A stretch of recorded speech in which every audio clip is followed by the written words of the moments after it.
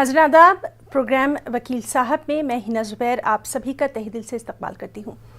नाज़रीन, हमारा ये ख़ास प्रोग्राम उन तमाम लोगों के लिए है जो कि कुछ कानूनी पेचीदगियों में पड़ने से डरते हैं, कानूनी सलाह मशवरा लेना चाहते हैं। तो अगर आप भी कानूनी तौर पर कुछ सलाह मशवरा लेना चाहते हैं तो हमारा ये प्रोग्राम ख़ास आपके लिए है। आप हमें जो नंबर अपने टीवी स्क्रीन पर आप देख रहे हैं, फ्लैश हो रहे हैं, उन पर कॉल कर सकते हैं। जब आप हमें कॉल करें तो अपने टीवी का वॉल्यूम बराए मेहरबानी बंद कर दें और अपना सवाल जो है वो मुख्तसर पूछने की कोशिश करें, टू द पॉइंट बात करें। और आपके तमाम तर सवालों के जवाब देने के लिए आज हमारे साथ मौजूद रहेंगे हैदराबाद से वकील साहब के मुकीद साहब। वकील साहब, आपका बहुत बहुत इस्तकबाल करना चाहेंगे अपनी इस ख़ास पेशकश वकील साहब में। तो चलिए अपने प्रोग्राम की हम शुरुआत करें। वकील साहब, सबसे पहले हम यही जानना चाहेंगे कि एक आम हिंदुस्तानी को हिंदुस्तान के कानून ने बहुत सारी ऐसी सहूलतें दी हैं जिनका वो इस्तिफ़ादा हासिल करके बहुत कुछ हासिल कर सकता है, लेकिन अक्सर लोगों को कानून के बारे में पता ही नहीं है। मतलब राइट्स और ड्यूटीज़ की अगर हम बात करें तो उन्हें मालूम ही नहीं है कि उनके राइट्स क्या क्या हैं। इसके बारे में कुछ कहना चाहेंगे एक आम हिंदुस्तानी के लिए? बहुत ही अच्छा क्वेश्चन है। ये चीज हर एक सिटीजन ये जानना चाहिए, क्योंकि ऐसे हालात है हिंदुस्तान के अंदर बहुत सारे लोगों को, क्योंकि इलिटरेसी से स्टार्ट हुआ ये कंट्री का जो हिस्ट्री है।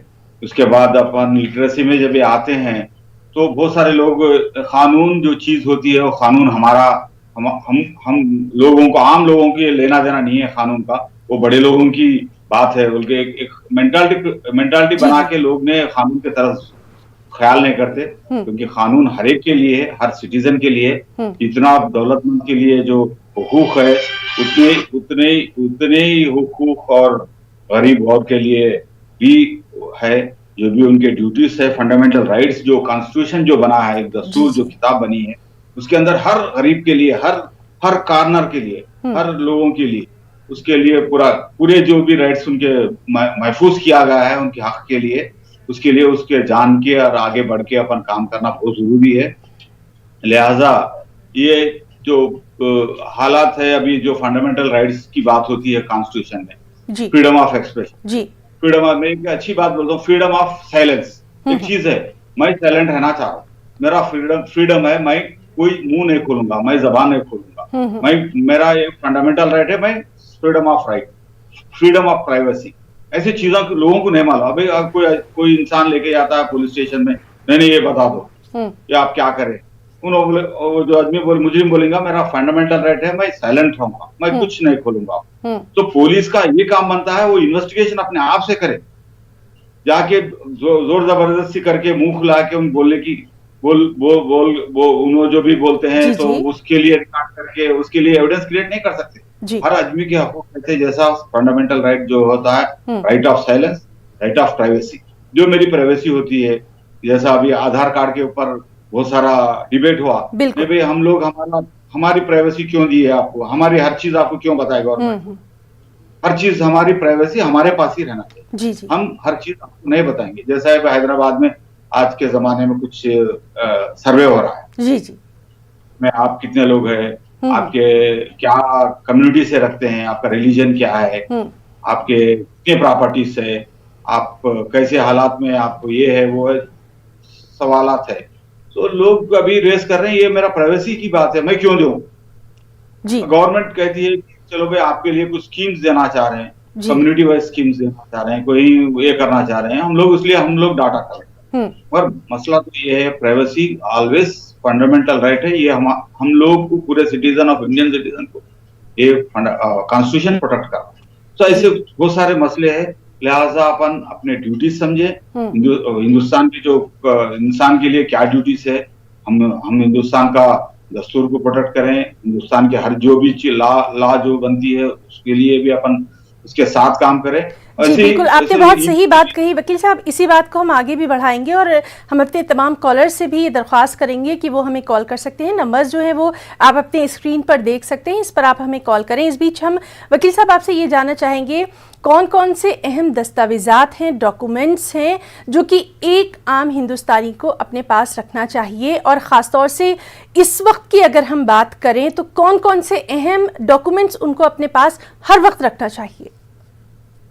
जो भी अभी आज के दिन में जो भी आधार कार्ड है और जो जो पैन कार्ड है और जो भी चीज है, बस आइडेंटिटी अपनी बताने वास्ते। तो अब बहुत सारे लोग कोई एम्प्लॉय नहीं है और उनको कोई खास उनकी वजूद नहीं है कहीं गवर्नमेंट के अंदर, तो उनके लिए आधार कार्ड बनाया गया है। आधार कार्ड, वोटर लिस्ट, ये डॉक्यूमेंट्स ने अपने को अपना थोड़ा अपनी आइडेंटिटी बताने के लिए अपने को काम आती है। और ये चीज का ध्यान रखें, हर आदमी जो भी गवर्नमेंट के अंदर कार्ड जो मिलते हैं जाएं, जरूर कार्ड लिए, कार्ड ले लेके अपना प्रोडक्शन कर सकते हैं। और हर राइट जो भी होता है डट के अपने शान से, अपने शहरी होने के नाते शान से ऊंची आवाज में कोई नाइंसाफी हो रही, कानून के साथ इनजस्टिस हो रहे, डट के लड़े और कोर्ट को जाएं और 100% जी। तो हमारी ये बातचीत जारी रहेगी। चलिए अब हम अपने कॉलर का सिलसिला शुरू करते हैं, बात करेंगे अपने कॉलर से। हेलो हेलो, मैं तो सवाल पूछना चाहता था कि एग्रीमेंट में जमीन बिक्री का एग्रीमेंट था, उसमें फर्स्ट पार्टी का दस्तखत है, सेकंड पार्टी का दस्तखत नहीं था, वैलिड है या नहीं है? हाँ, हेलो जी जी जी, आप अपना सवाल एक बार फिर से करेंगे और आप अपना नाम भी बताइए। अच्छा, क्या था, मैं एक बार आपको इंग्लिश में बोल दे रहा हूँ क्योंकि उड़िया हम लोग को ज्यादा हिंदी बोलना नहीं आता पूरी साल। जी जी, क्या है deed of agreement for sale of land written by one advocate, but in deed of agreement the first party signature is there but second party signature is not there। जी अच्छा, वैसे पर हम लोग आरटीआई एक्ट में मैं मंगा था तो वो बोला था कि दोनों दस्तखत होने होने से वैलिड नहीं है, इसी बारे में पूछना था। जी बहुत बहुत शुक्रिया हमें कॉल करने के लिए, आपका सवाल के जवाब जल्द से जल्द आपको देंगे। चलिए बात करेंगे एक और कॉलर से। हेलो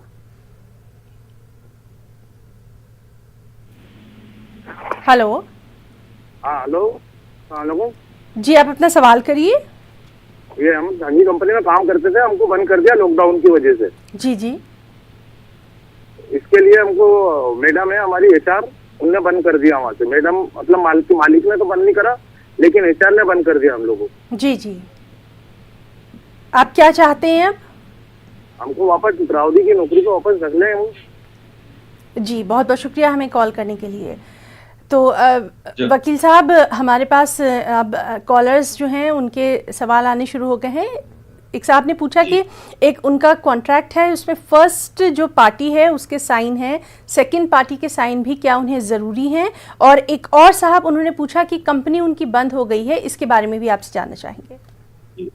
एक फर्स्ट क्वेश्चन का सवाल ये है, अगर फर्स्ट पार्टी एक पार्टी करते हैं तो भी वो डॉक्यूमेंट वैलिड है, क्योंकि इससे पहले जो रजिस्टर्ड सेल डीड्स होते हैं, रजिस्टर्ड डॉक्यूमेंट्स होते हैं, जो आदमी कॉन्ट्रैक्ट में एंटर हो रहा, जो माहिदा कर रहा, उनकी साइन होती थी। हाल में एक 10 साल 5 साल के अंदर दोनों की साइन ले रहे हैं। वो अगर रजिस्टर्ड डॉक्यूमेंट हो रहा तो अगर एक भी साइन कर रहे हैं तो 100% वैलिड डॉक्यूमेंट है। वो डॉक्यूमेंट इस्तेमाल कोर्ट में कर सकते हैं, हर जगह कर सकते हैं, क्योंकि जो माहिदा जो कर रहे हैं उन्होंने साइन करके दे दिए कि हम ये चीज कर रहे हैं। तो लिहाजा जो वेंडी होते हैं, जो अपोजिट होते हैं, उनकी अहमियत कम है आज के जमाने में। तो कंपल्सरी ले रहे हैं, इससे पहले प्रीवियसली वो एक ही करते थे, वो एक करने से भी वैलिड है। सेकंड क्वेश्चन का ये आंसर है, लेबर कोर्ट्स जो भी है, कंपनीज बंद होते हैं उसके लिए इंडस्ट्रियल ट्राइब्यूनल्स है, लेबर ट्राइब्यूनल्स है, लेबर कोर्ट्स है और हाई कोर्ट्स भी है। अगर without any proper notice, without कोई प्रोसीजर, जो प्रोसीजर होता है लेबर लॉस का और कंपनी लॉस का, इंडस्ट्रियल लॉस का, वो उसके ड्यू प्रोसेस, जो प्रोसेस ऑफ लॉ के छोड़ के अगर उन्होंने ऐसा काम कर रहे हैं तो इमीडिएटली लोग जा सकते हैं, अपना पूरा राइट्स जो भी उनके हक होते हैं as a employee, as a labour, avail कर सकते हैं, करके उनके जो कॉम्पनसेशन मिलते हैं, जो भी उनके है, वो जरूर ले सकते हैं। जी चलिए बात करेंगे एक और कॉलर से। हेलो हेलो हेलो जी, आप अपना नाम बताइए और अपना सवाल करिए। मैं मोहम्मद बदीन हूँ, तमिलनाडु से बात कर रहा हूँ जी। वकील साहब से क्वेश्चन पूछ सकता हूँ? जी बिल्कुल। हाँ जी, good afternoon sir. Good afternoon, very good. Sir मैं टीचर हूँ सर, एडेड स्कूल में काम कर रहा हूँ, गवर्नमेंट स्टाफ हूँ मैं। आप अपना सवाल करिए। हाँ जी जी जी, करिए। मैं टीचर हूँ जी, मैं टीचर, गवर्नमेंट टीचर हूँ, एडेड स्कूल में काम कर रहा हूँ जी। इधर मुझे मैनेजमेंट ने मुझे चीट कर दिया है कि मुझे हेडमास्टर बनाता हूँ करके, मुझे चीट कर दिया। अलबत्ता उन लोगों ने लिख को भी दिया, मुझे प्रॉमिस करे थे एचएम प्रमोट कर दूं करके। अब वो लोग मुझे चीट कर दिए और एक जने को ले लगा के बिठा दिए। इसका लीगल ओपिनियन क्या है सर, क्या कर सकते हैं? जी ठीक है, बिल्कुल। ये सर्विस रूल्स होते हैं, सर्विस रूल्स के तहत आते हैं, क्योंकि गवर्नमेंट एडेड स्कूल है तो गवर्नमेंट भी रिस्पॉन्सिबल होती है उसके अंदर। जो एडेड स्कूल्स के अंदर डायरेक्ट आप रिट पिटीशन डाल सकते हैं against the government, as well as जो भी एजुकेशन के डायरेक्टर होते हैं, वहाँ के डीओ रहते हैं। और आपकी सीनियरिटी को अगर आपको कोई हेडमास्टर बनाते हैं बोल के अगर ओरली बोल रहे हैं तो डिफरेंट बात है। अगर आपको कोई सर्विस में आप एलिजिबल है, आप जरूर आप पे कर सकते हैं। आपको कोई रिटर्न डॉक्यूमेंट भी अगर रहता है आपके साथ तो आप हाईकोर्ट जाके रिट पिटीशन दाखिल करके जरूर वो जो मैनेजमेंट को आप बुला के उनको आप जो रिलीफ चाहते हैं वो रिलीफ ले सकते हैं। जी चलिए बात करेंगे एक और कॉलर से। Hello hello. सीनियर जज ने जो है केस डिसमिस कर दिया, ये कहे के है। हेलो जी जी। ये कहे के है कि आपने जो है जी, आप अपना नाम बताइए और आप अपना सवाल करते वक्त टीवी का वॉल्यूम भी बंद रखिए। वॉल्यूम बंद है। हाँ हाँ, तो कहना ये है कि सीनियर जज जो है मेरा केस जो है क्लोज कर दी है, ये कह के क्या आपने जो है इश्यूज फ्रेम नहीं किए, जबकि इश्यूज जो है फ्रेम करना कोर्ट का काम है। और करके वो अब चली गई है और यहाँ पे कोई नहीं है उसके जगह पे, लॉकडाउन में चली गई है वो जज। अब वो मैं उसमें फिर भी एक पिटीशन डाल दिया कि रिस्टोरेशन पिटीशन डाल दिया हूँ, लेकिन और मैं क्या कर सकता हूँ इसके लिए?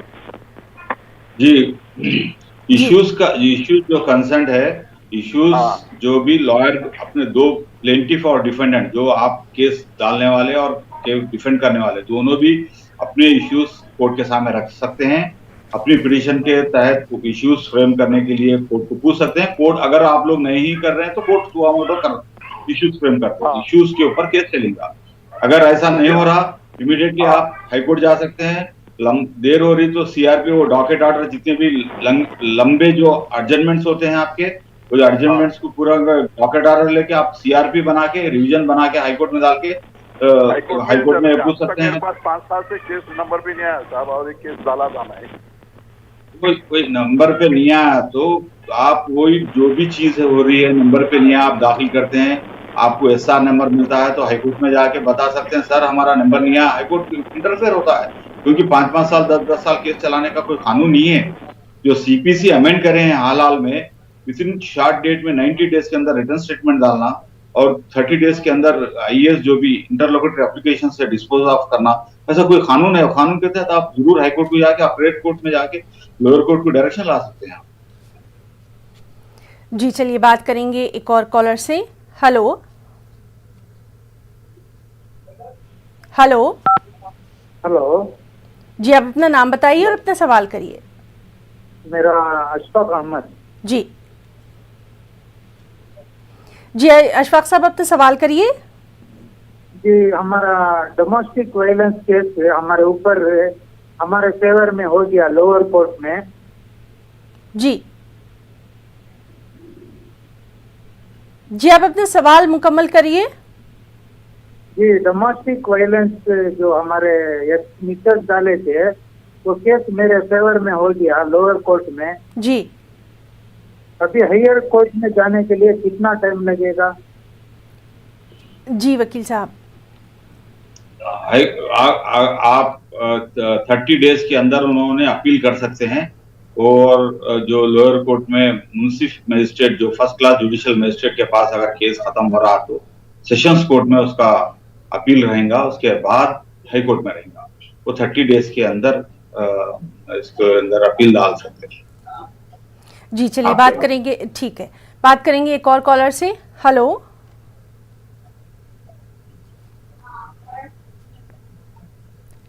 तो नाज़रीन लगातार आपके तमाम कॉल जो हैं वो हमें मौसूल हो रही हैं और आपसे फिर से ये दरख्वास्त करेंगे कि जब आप हमें कॉल करें तो अपने सवाल वाज़े तौर पर करें और जो टीवी का वॉल्यूम है वो भी बंद रखें। वकील साहब, जिस तरह से अभी लगातार हम अपने कॉलर्स को सुन रहे थे, तो एक ख़ास बात जो देखने में आ रही है वो ये है कि कानून तो है, बहुत सारी चीज़ों के लिए कानून है, लेकिन लोगों को कानून की सही जानकारी नहीं है, मालूमात नहीं है। ये बहुत ज़रूरी है, खास तौर से आज के तनाजुर को देखते हुए। क्या कुछ कहेंगे?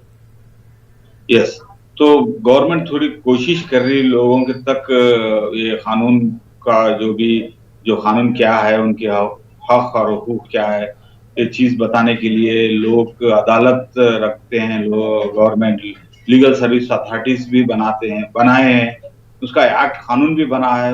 आम आदमी तक कानून की बात चले जाए, उनको इजीली अवेलेबल रहे कानून के लिए।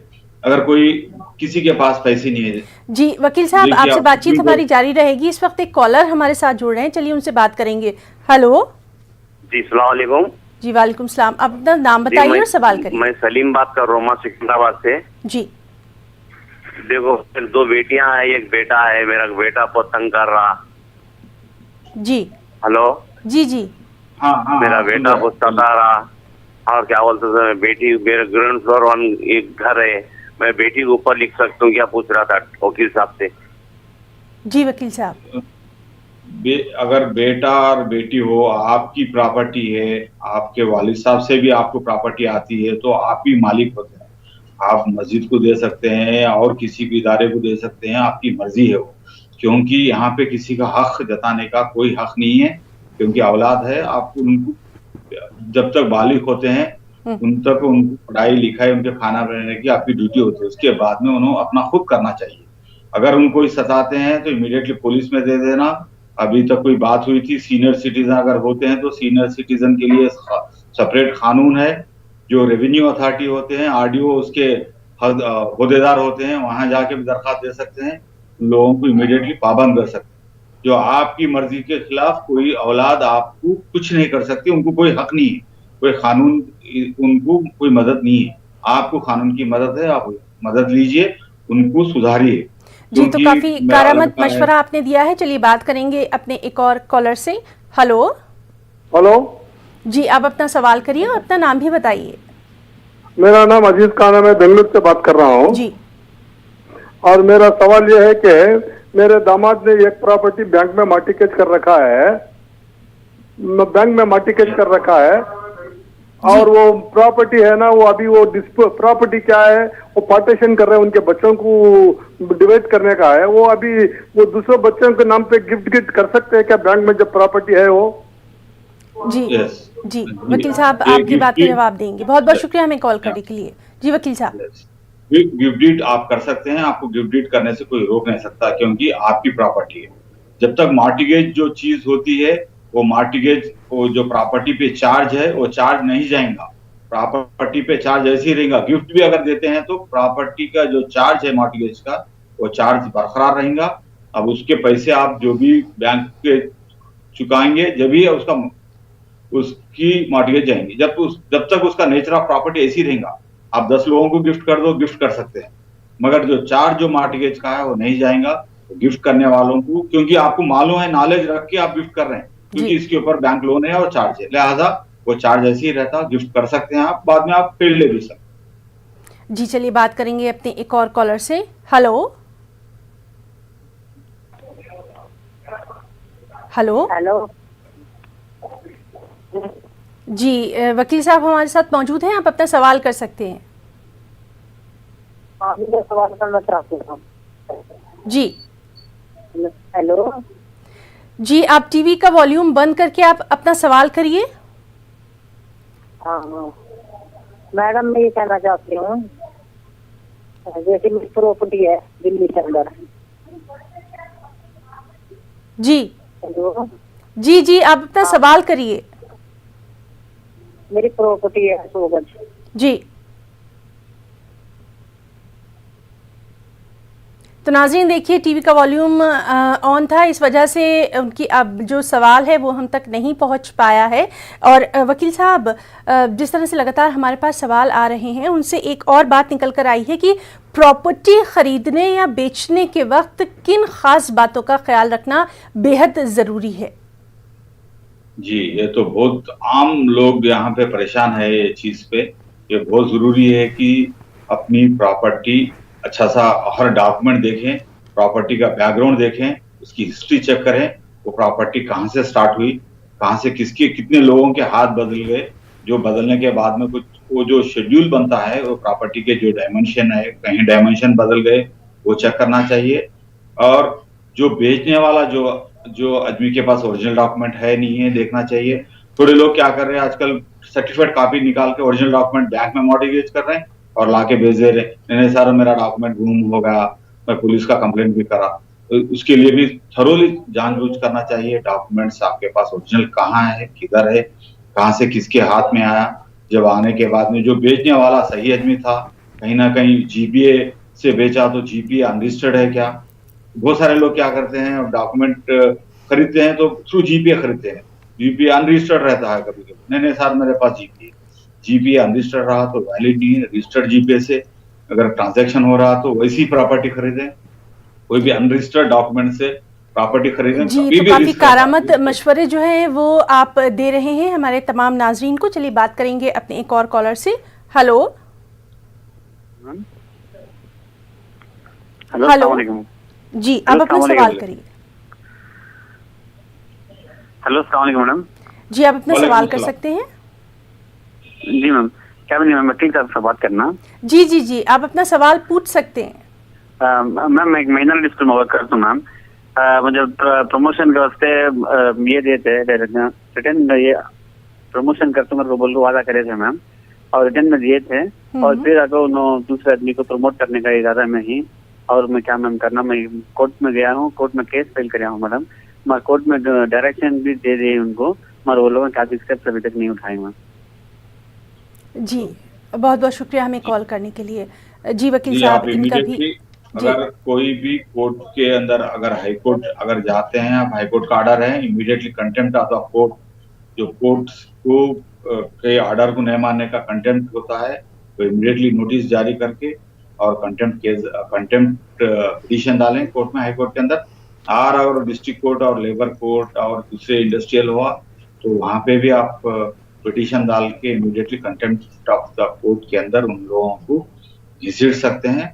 उन लोगों को कोर्ट पर्सनल अपीयरेंस डाल के उनका आपका काम कंप्लीट कर देते हैं। एक कोर्ट और जो आदमी ऑर्डर कंप्लेन नहीं करा उनके बीच में हो जाता है मसला।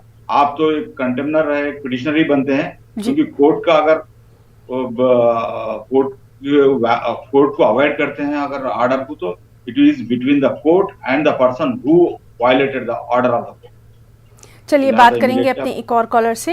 Hello hello. हाँ जी मैडम। जी, आप अपना थोड़ा सा आवाज जो है वो बढ़ा के हमसे बात कर सकते हैं।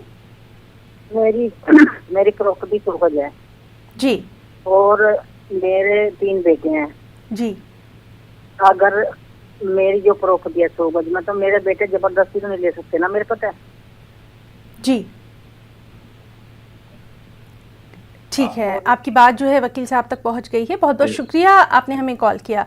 वकील साहब, प्रॉपर्टी के ताल्लुक से ही पूछा है, जिस तरह से लगातार हम बात कर रहे हैं, क्या कुछ कहेंगे? यस, जो आपके बेटियां हैं और बेटे भी है, जो भी है, आप हयात है, आप तो आप इंशाल्लाह आप पूरी से आप दस्तावेज कर दे देना चाहिए। किसके लिए क्या प्रॉपर्टी देना चाह रहे हैं, बेटियों को कितना देना चाहिए, एक अच्छा सा डॉक्यूमेंट कॉम्प्रिहेंसिव पूरे से मुकम्मल तौर से पूरे चीजें इनकॉर्पोरेट करके, उसके साथ अगर घर हो रहा, मकान है, प्रॉपर्टी ओपन प्लॉट है, तो उसके लिए एक स्केच बना के उसके अंदर डायमेंशन डाल के gift deed, registered gift deed बनाए। और जिसको अलॉट करना है उनको अलॉट करने, उसको आगे चल के कोई प्रॉब्लम नहीं रहेगा। अगर बेटा भी रहो, बेटी भी रहो, आपकी मर्जी कितना भी दे सकते हैं। अगर इंसान बाहर नहीं रहा तो जब शरीयत की बात आती है लड़की को 1 शेयर आएंगे और लड़की को 2 शेयर जाएंगे। इसलिए लिहाजा जी वकील साहब, तो आपसे इस तरह से बातचीत का सिलसिला भी जारी रहेगा और नाज़रीन आप टीवी स्क्रीन पर जो नंबर देख रहे हैं उस पर हमें कॉल भी कर सकते हैं। फिलहाल हम रुकना चाहेंगे एक छोटे से ब्रेक के लिए, चल लौटेंगे। नेटवर्क 18 ग्रुप भारत का सबसे इस्तेमाल करते हैं। चलिए प्रोग्राम को आगे बढ़ाएंगे और बात करेंगे एक और कॉलर से। हेलो,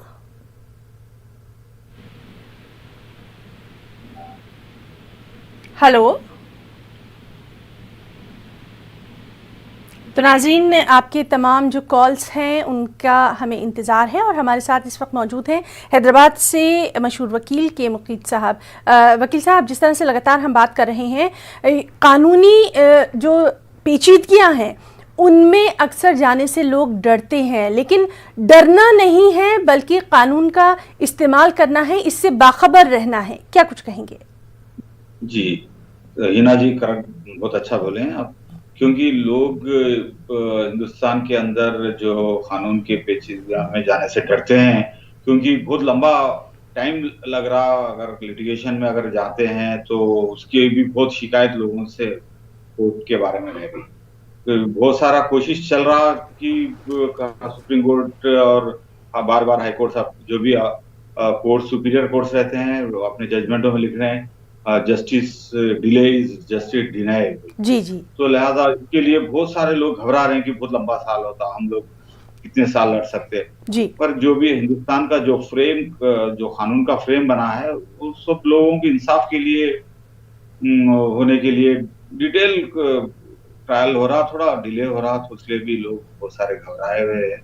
लिहाजा इसको जल्दी अगर बहुत ही जल्दी से जल्दी अगर पेचीदगियां खत्म होने और चीज आ रही तो बहुत ही अच्छा, लोग बहुत सारे लोग कोर्ट को अप्रोच होते हैं। एक आर्बिट्रेशन का क्लास, एक एक्ट बनाए कानून, आर्बिट्रेशन एक्ट। लोग अगर डॉक्यूमेंट के अंदर, जो भी डॉक्यूमेंट के अंदर, माहिदे के अंदर अगर हम लोगों से कुछ ब्रेकअप होता है माहिदा, तो आर्बिट्रेशन क्लास अगर रहता है तो रिवोक करके, आर्बिट्रेशन क्लास अगर रहा तो उसके अंदर अपन कोर्ट को जाके अगर आर्बिट्रेटर को अपॉइंट करे तो उसके पास थोड़ा जल्दी से फैसले आने के भी चांसेस है।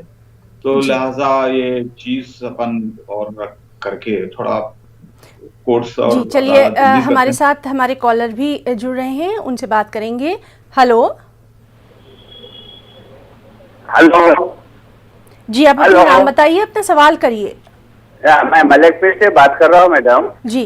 वकील साहब से ये पूछना था, हमारे वालिद के नाम पे पट्टा था, हम लोग 6 भाई, हमारे चिचा के 6 भाई, उसमें से चिचा का एक भाई और हमारे एक भाई दोनों मिलके वो जमीन को जो है फरोख्त कर दिए, तो हम दूसरे भाइयां केस कर सकते क्या? जरूर कर सकते हैं, क्योंकि बहुत बहुत शुक्रिया कॉल करने के लिए।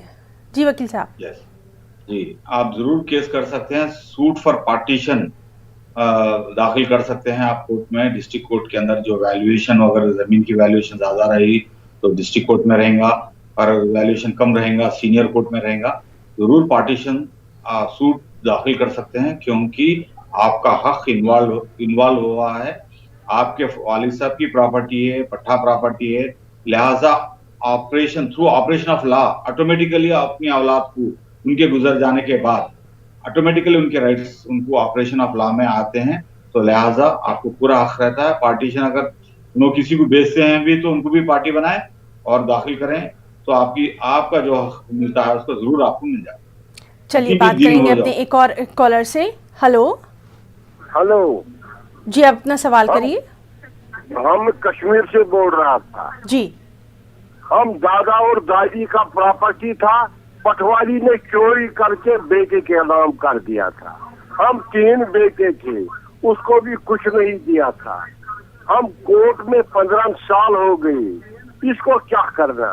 15 साल में कोई फैसला नहीं आया था। जी बहुत बहुत शुक्रिया हमें कॉल करने के लिए। जी वकील साहब, दादा दादी की प्रॉपर्टी थी और पटवारी ने किसी और के नाम कर दिया, अब ये क्या करे? 15 साल का अरसा गुजर चुका है।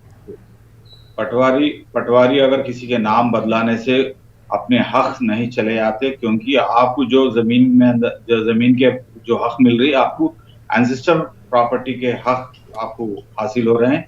पटवारी अगर टैंपर करता है रिकॉर्ड, उसको टैंपर ऑफ द रिकॉर्ड बोलते हैं। कोई ऑर्डर के तहत उन लोगों ने नाम नहीं चेंज कर सकते, क्योंकि तो रिकॉर्ड टैंपर करें आप इमीडिएटली पुलिस का केस भी कर सकते हैं रिकॉर्ड चेंज करने के लिए, और कोर्ट में जाके 200 CRPC से आप क्रिमिनल केस भी दाखिल कर सकते हैं। और जो बात रही 15 साल की, क्योंकि पर पार्टीशन सूट्स होते हैं तो लंबा अरसा लग भी सकता है। अगर बहुत डिले हो रहा, आप सीनियर सिटीजन है, आप हाईकोर्ट जाएं और एक एप्लीकेशन रखें, एक रिवीजन डालें, तो हाईकोर्ट जरूर आप लोगों को डायरेक्शन देगा एक case immediately with in 6 months time frame में डिस्पोज ऑफ करने के लिए डायरेक्शन हम लोग रेगुलर लेते हैं। आप भी कोशिश करें, इंशाल्लाह आपको डायरेक्शन मिलेगा। डायरेक्शन मिलने के बाद लोअर कोर्ट इमीडिएटली आपको 6 महीने टाइम फ्रेम में आपका केस खत्म करने का ऑर्डर मिलेगा, आपको फायदा होगा। जी चलिए बात करेंगे अपने एक और कॉलर से। हेलो अस्सलाम वालेकुम। जी वालेकुम सलाम। अपना नाम बताइए और अपना सवाल करिए। अब्दुल करीम चौधरी जी। अच्छा देखिए, हम हाई कोर्ट में एक प्रमोशन का केस किया है जी। इनका कोई टाइमिंग है कि नहीं? 6 साल हो गया जी, कितना दिन लग सकता है कोर्ट? जी क्या ये प्रमोशन का केस है? प्रमोशन। जी जी, बहुत बहुत शुक्रिया आपका। चलिए एक और कॉलर जुड़ रहे हैं, उनसे भी बात कर लेते हैं। हेलो जी, आप अपना नाम बताइए और अपना सवाल करिए। मेरा नाम अहमद है, मैं वकील साहब से बात करना चाहता हूँ। जी जी, अपना सवाल करिए। मेरा सवाल है कि माँ बाप की जो प्रॉपर्टी है, माँ बाप के इंतकाल के बाद कोई भी जो घर का बड़ा सदस्य होता है, क्या वो प्रॉपर्टी दबा सकता है? क्या दूसरे जो है भाइयों को नहीं मिलेंगे, बहनों को नहीं मिलेंगे? जी जी, बहुत बहुत शुक्रिया आपने हमें कॉल किया। वकील साहब, पहला जो हमारे कॉलर थे उन्होंने पूछा था प्रमोशन का केस है उनका और उसके ताल्लुक से वो क्या कुछ कर सकते हैं, और वालिदैन की जायदाद जो है अगर किसी ने हड़प ली है तो इसके ताल्लुक से कानून क्या कहता है?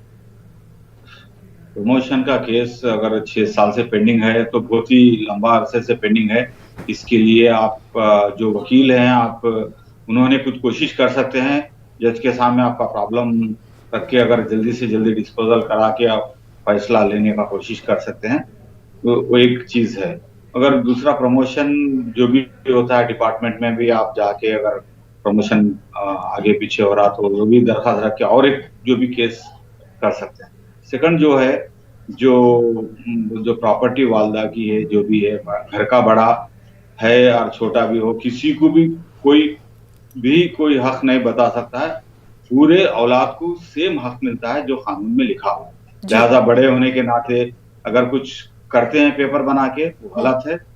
कोर्ट में जाएंगे तो जरूर इंसाफ मिलेगा। पूरे लड़कों को, पूरी औलाद को अपनी प्रॉपर्टी, अपने एंसेस्टर प्रॉपर्टी मिलेगी। जी चलिए बात करेंगे एक और कॉलर से। हेलो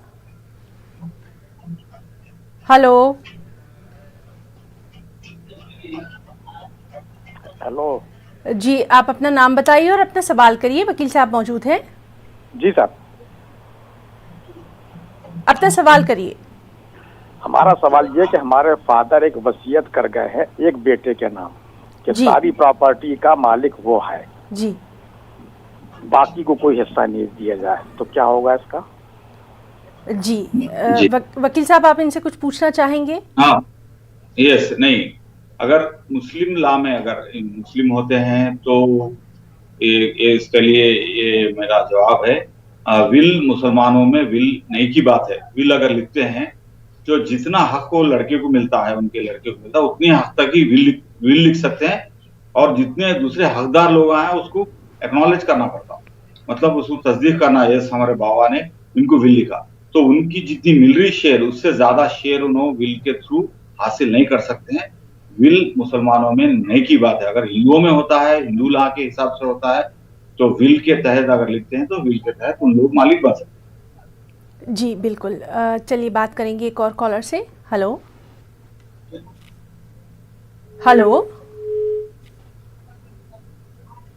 तो नाज़रीन, लगातार आपकी तमाम कॉल्स हमें मिल रही हैं और आपके सवालों के जवाब वकील साहब दे रहे हैं, और हमारी ये बातचीत का सिलसिला यूं ही जारी रहेगा। वकील साहब, एक और ख़ास तौर से बात जो देखने में आ रही है, जिसमें अक्सर तनाज़ात देखने में आते हैं, मुश्किलें देखने में आती हैं, वो है किराएदार और मकान मालिक के दरमियान, क्योंकि आजकल ज़्यादातर मेट्रो सिटी में लोग रह रहे हैं और सबसे ज़्यादा दिक्कतें 1 साल के बाद 2 साल के बाद इन्हीं दोनों के दरमियान देखने में आ रही हैं। तो हम आपसे ये जानना चाहेंगे, जब किराएदार कोई मकान लेता है तो उन दोनों को किन खास बातों का ध्यान रखना चाहिए? वकील साहब। हीना जी, ये तो बहुत ही बर्निंग इश्यू है आज के जमाने का। ये बहुत सारे लोग परेशान है इस सिलसिले में। अगर किराएदार जो भी किराया पे देते हैं, जरूर आप एक दस्तावेज बनाएं, ये किराएदार है, ये मैं मालिक हूँ। बहुत सारे लोग ऐसा भी हो रहा, नहीं मैं मालिक हूँ, मैं आप मेरे को किराएदार नहीं हूँ, मैं आपको इससे खरीद लिया ओवरली, ऐसा करके भी लोग लिटिगेशन क्रिएट कर रहे हैं। इसलिए हर जो मालिक मकान होता है वो इमीडिएटली अपना एक डॉक्यूमेंट बनाए, किराएदार के क्या उसके कॉन्ट्रैक्ट है, कितना किराया देना हर महीना, और उसका किराया कब से कौन से दिन से उनका इंक्रीज हो रहा, कितना परसेंटेज इंक्रीज हो रहा, ये चीजों ध्यान में रख के अगर कागज बनाए बहुत अच्छा रहता।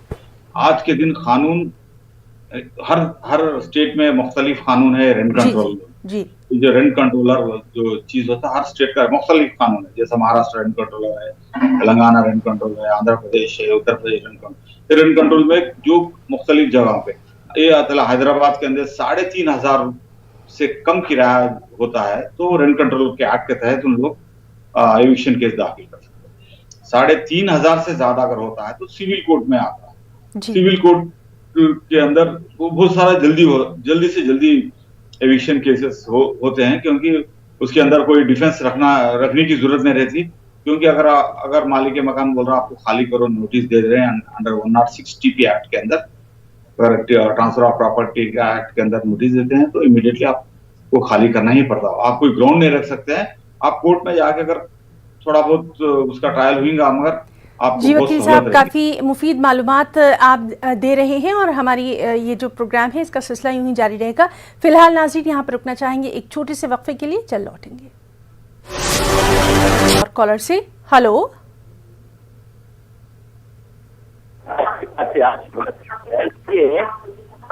हेलो जी, आपकी आवाज़ ठीक नहीं आ रही है, आप थोड़ा जोर से अपना सवाल करिए। हेलो जी ये 92 गज पे अगर पुराना मकान है, तीनों का मकान है, उसको तोड़ के G+1 बनाए तो परमिशन लेना पड़ता क्या?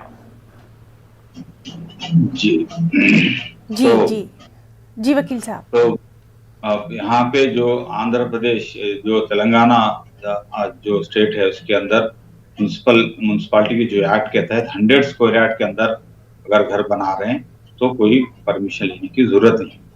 मगर आप रोड एनक्रोच करते हैं और कोई चीज को एनक्रोच करते हैं तो जरूर आपको उसका नोटिस आएगा। अदरवाइज आप 100 स्क्वायर यार्ड के अंदर आप घर बना सकते हैं। अगर कोई पूछे तो बात बोल सकते हैं कि 100 स्क्वायर यार्ड का अंदर घर है, अंडर स्पेशल जीओ के तहत हम लोगों को परमिशन लेने की जरूरत है। जी चलिए बात करेंगे एक और कॉलर से। हेलो जी मैडम। हेलो जी, आप अपना सवाल कर सकते हैं, वकील साहब हैं। मैं लखनऊ।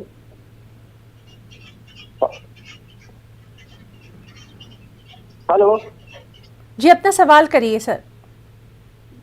मेरे साले पहले लड़कों ने एक वसीयत करा ली जिसमें 2 लड़कों को बेदखल कर दिया है और अपनी लड़कियों को सिर्फ 5-5 लाख रुपए लड़कों के ऊपर जिम्मेदारी डाली है कि अब उनके पास होगा तब देंगे।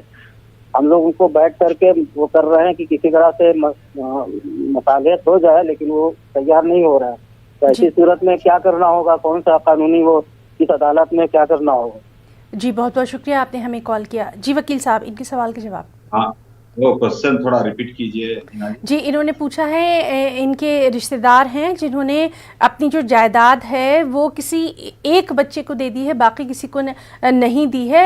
इस सिलसिले में क्या कुछ कर सकते हैं? अगर अभी तक जो इससे पहले भी ये सवाल आया था, अगर कोई भी बाहयात रह रहे हैं तो उनकी जिंदगी दौरान किसी को भी दे सकते हैं, उनकी मर्जी है। अगर कोई भी दूसरे बच्चे उसके लिए इख्तलाफ नहीं कर सकते हैं, उनकी प्रॉपर्टी मेरी है तो मैं एक बच्चे को दे सकता हूँ, 2 को दे सकता हूँ और मस्जिद के लिए भी दे सकता हूँ और कोई काम के लिए भी दे सकते हैं। उसके लिए जो भी होता है वो मोरल रेस्पॉन्सिबिलिटी होती है। कानून में कोई गुंजाइश नहीं है जो मालिक होता है वो किसी को अपनी मर्जी से दे सकता है। जी, तो लगातार हमारे पास कॉल का सिलसिला जो है वो भी जारी है। और वकील साहब, जिस तरह से लगातार हम देख रहे हैं कि वसीयत के ताल्लुक़ से बहुत सारे लोग जो हैं वो सवाल कर रहे हैं, तो आज के इस प्रोग्राम में हम ख़ास तौर पर जानना चाहेंगे कि किन ख़ास बातों का ख्याल रखना चाहिए एक आम हिंदुस्तानी को वसीयत के ताल्लुक़ से या फिर विल के ताल्लुक़ से, और क्या इसमें कुछ फ़र्क है या फिर कुछ कानूनी सलाह? वसीयत जो दस्तावेज है, जो डॉक्यूमेंट है, वो इंसान के इंतकाल के बाद में इस्तेमाल में आने वाले डॉक्यूमेंट को विल कहते हैं, वसीयत कहते हैं। जब जिंदगी के दौरान में अगर विल लिखते हैं, अगर वो कभी भी उन्हें खुद चेंज भी कर सकते हैं, अगर रजिस्टर्ड भी हो, अगर एक वाइट पेपर पे भी लिखते हैं तो भी विल वैलिड है। मगर क्या एहतियात क्या है, 2 कंपलसरी गवाह रहना चाहिए, 2 वैलिड गवाह, जो भी मेजर रहना चाहिए, उन लोग साउंड माइंडेड रहना चाहिए। वो गवाह अगर उनके विल को लिखते हैं तो विल वैलिड विल है। थोड़े जगह तो रजिस्टर कंपलसरी है, थोड़े जगह रजिस्टर की जरूरत नहीं। तो उसके बाद विल थोड़े जगह, थोड़े स्टेट्स में ऐसा है, विल लिखने के बाद उसको कोर्ट में जाके उसके लिए भी आइडेंटिटी करा के विल जेन्युइन है बोल के डिक्लेयर कराना है। थोड़ी जगह नहीं है, तेलंगाना में, हैदराबाद में व्हाइट पेपर पे अगर विल लिखते हैं तो उसकी वैलिड है, 2 विटनेस की जरूरत रहती है। वो विल जो होता है मुकम्मिल अपनी प्रॉपर्टी उनको दे सकते हैं, पूरी प्रॉपर्टी विल के थ्रू दे सकते हैं हिंदू लॉ में। मुस्लिम लॉ में विल जितनी एक इंसान को 4 लड़के हैं, 4 लड़कों को 4 हिस्से आएंगे, तो 4 हिस्से एक लड़के को दे नहीं सकते। कि एक लड़के को जितना हिस्सा था उतना ही हिस्सा विल में वैलिड रहता। दूसरे लड़के ये विल को अगर एक्नॉलेज करते हैं, हमारे वालिद साहब दिए हैं विल। जी वकील साहब, आपसे बातचीत का सिलसिला जारी रहेगा। हमारे पास कुछ कॉलर्स जो हैं वो भी जुड़ रहे हैं, चलिए उनसे बात करेंगे। हेलो हेलो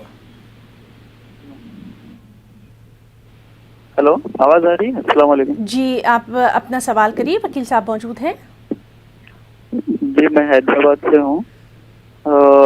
मेरे बचपन में हम लोग एक जमीन खरीदे थे, मतलब हमारे मम्मी लोग। तो मेरा 7 साल की उम्र तक के वो जमीन पे हम लोग ही थे। तो वहाँ के घर का कुछ पेपर तो बनने के टाइम पे हम लोग कहीं और जा रहे थे, तो हमारे नानी उनको रखे थे। तो पेपर बनाने के टाइम पे हमारे नानी सामने ठहर के मेरी ये जमीन बोल के पेपर बना लिए वो लोग। जी, बना लिए। अभी हम लोग फिर वापस आए, हम लोग को पता नहीं था ऐसा पेपर बनाए लोग बोल के। जी, वापस आने के बाद हम लोग के घर में हम लोग को किराए से रहना पड़ा। हम लोग यहाँ ऊपर लोग बना लिए 2 फ्लोर, हम 3rd फ्लोर बना लेके रह रहे हैं ऊपर। अभी कमेटी में केस लगा रहे हैं कि हम लोग ऊपर 2.5 लाख रुपए कुछ लगा के बनाए, तो वो भी 1 रुपया भी नहीं मिलता। तुम लोग को 50,000 देता हूँ, यहाँ से चल जाओ तुम, हमारे नहीं रहना तुम हमारे साथ रखे, हकाल दे रहे हैं हम लोग को।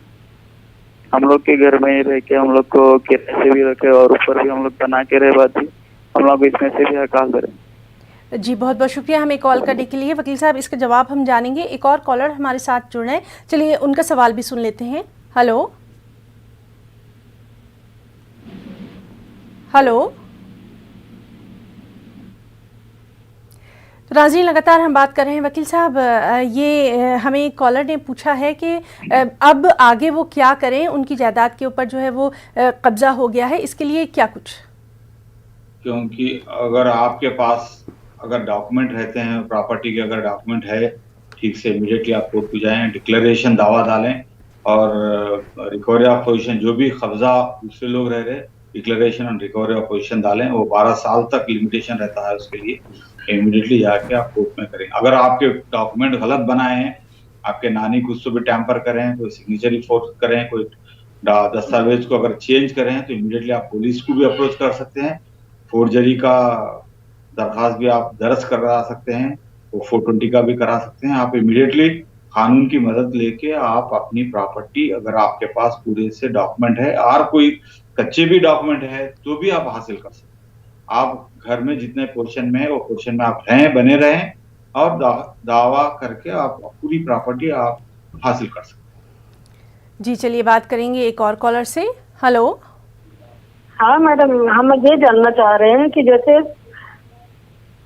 जी आप मैम हम ये जानना चाह रहे हैं कि कोई भी जैसे कोई फादर अपने बच्चों के नाम दो बच्चों के 4 बच्चे हैं, 4 में से 2 को लिख देता है और वो फिर जिंदा नहीं है, तो क्या उनके ऊपर कोई दावा करेगा? जो 2 बच्चों के नाम प्रॉपर्टी लिखी हुई है, वो अब दुनिया में नहीं है, उनको गुजरे हुए भी बहुत साल हो चुके हैं।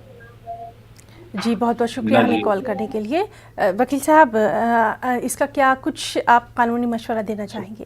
थोड़ा हिना जी थोड़ा जी, एक खातून है, उन्होंने ये पूछा है कि अगर किसी शख्स ने 2 अपने बच्चों के नाम कुछ जायदाद कर दी है, 2 के नाम नहीं करी है और उनका इंतकाल हो गया है, इस सिलसिले में क्या कुछ आगे ये करना चाहेंगे?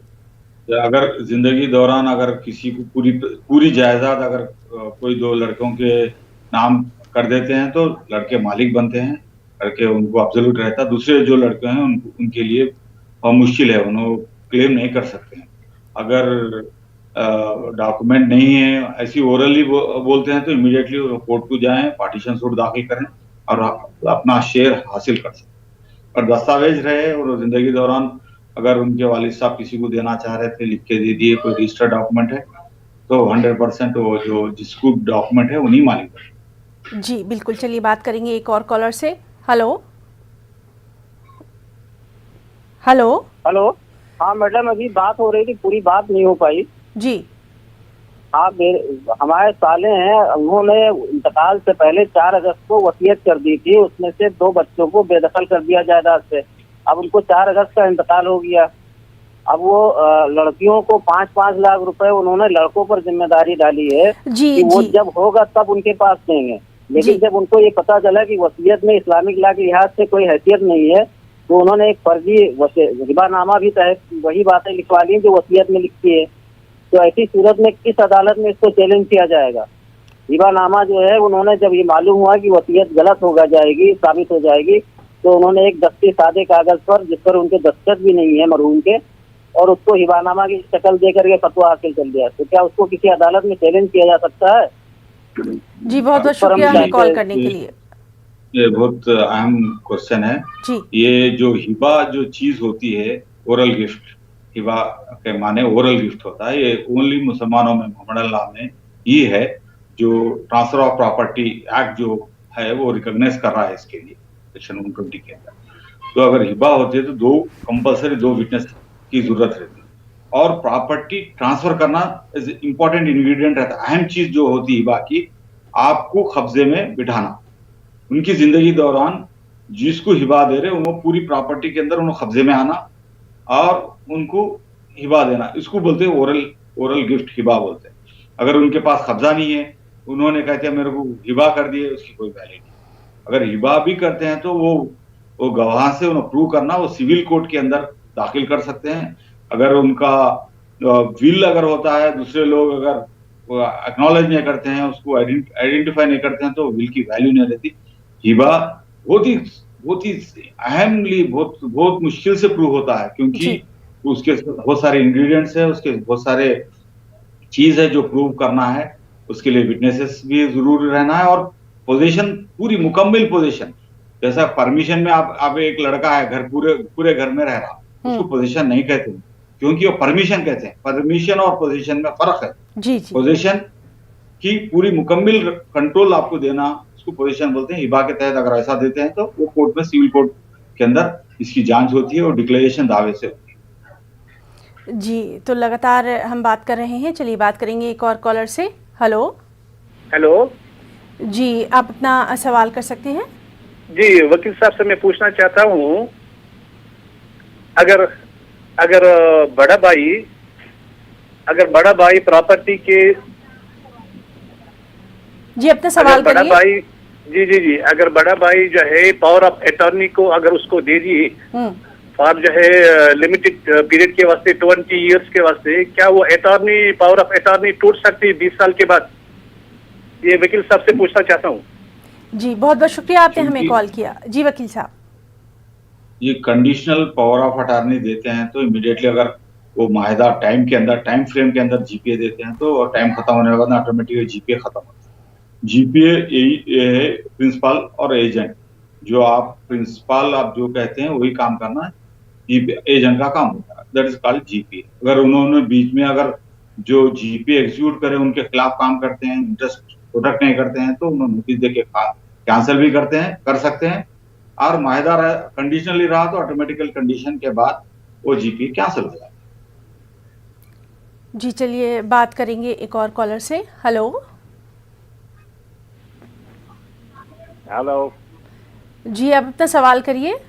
सवाल ये मेरा है कि हम डिस्ट्रिक्ट अनंतनाग से कैजुअल लेबर एग्रीकल्चर के हैं जी। जी, हमको 14-15 साल हो गए हैं, हाई कोर्ट में केस दाखिल किया है हमने जी, और उसमें डिसीजन जो है वो हमारे हक में आई है। उसके बाद जो डिपार्टमेंट है एग्रीकल्चर का, वो चीफ है या डायरेक्टर है या प्रिंसिपल सेक्रेटरी है, वो हमें वो ऑन नहीं करता है, वो इम्प्लीमेंट नहीं करता है हमारा ऑर्डर जो कोर्ट ने दिया डिसीजन। अब उन्होंने ट्रिब्यूनल जम्मू को भेजा है, जम्मू भेजा है। हमने उनको उसने कहा कि इसको ये करो, कंडेम्प्ट करो इसको, कोर्ट इसको ऑर्डर को। हम इस बारे में क्या करेंगे? 14 साल हो गए, हम सर्विस काम करेंगे और काम। जी बहुत बहुत शुक्रिया हमें कॉल करने के लिए। जी वकील साहब जी, अगर ऑर्डर हो रहा है वो भी हाईकोर्ट से, हाईकोर्ट के अंदर कंटेम्प्ट का जो एक्ट जो है, हाईकोर्ट के अंदर कंटेम्प्ट ऑफ कोर्ट एक्ट बहुत एक्टिवली काम करते हैं। बहुत सारे पावर्स हाईकोर्ट हिंदुस्तान के हाईकोर्ट और सुप्रीम कोर्ट को डिस्क्रिशन भी पावर रहता है और कानूनी भी बहुत सारे पावर रहते हैं। कोई भी अगर वायलेट करता है तो उनको अपीयरेंस भी करवा सकते हैं, कोर्ट को बुलवा के ठहर के वो काम करवा सकते हैं और पनिश भी कर सकते हैं। बहुत सारे केसों में हम लोग देख रहे हैं बहुत सारे लोग औहदेदार ऑफिसर्स वायलेट कर रहे हैं। कितने की ऑफिसर, बड़े बड़े सीनियर प्रिंसिपल सेक्रेटरी तक, commissioner of police, IPS officer senior को भी पनिशमेंट दिए हैं। उन लोगों को 6-6 महीने की जेल भी दे रहे हैं कोर्ट। जी वकील साहब, तो आज भी काफ़ी कानूनी तौर पर आपने कीमती मशवरे हमारे तमाम नाज़रीन को दिए हैं और हमारा प्रोग्राम जो है अब यहीं इख्तिताम पजीर होता है। हम वकील साहब के मुक़िद साहब का बहुत बहुत शुक्रिया अदा करना चाहेंगे उनका कीमती वक्त देने के लिए। तो प्रोग्राम वकील साहब में आज के लिए फ़िलहाल इतना ही। हमारी पूरी टीम को दे इजाज़त। आदाब।